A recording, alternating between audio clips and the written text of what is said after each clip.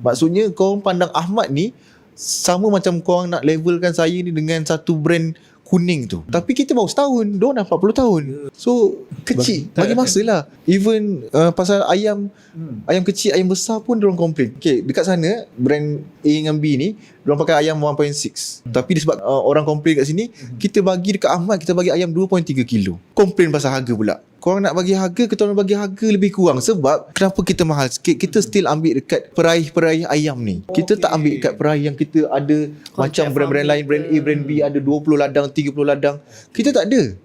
Kita just ada ambil dekat awak ada satu ladang, saya ambil dengan awak. Mestilah harga dia mahal sikit. Betul. Kita tak ada ladang, kita tak ada tempat sembelihan, kita tak ada ni. Belum lagi. So that's why orang asyik komplain kenapa mahal, sebab kita pun lori pun tak ada lagi nak hantar ayam. Kalau ada siapa yang dengar podcast ni nak bantu saya in term of logistik, nak bagi lori, Nak partnership lah. nak partnership lah.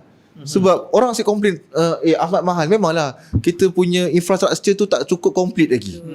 Kita baru setahun sebulan.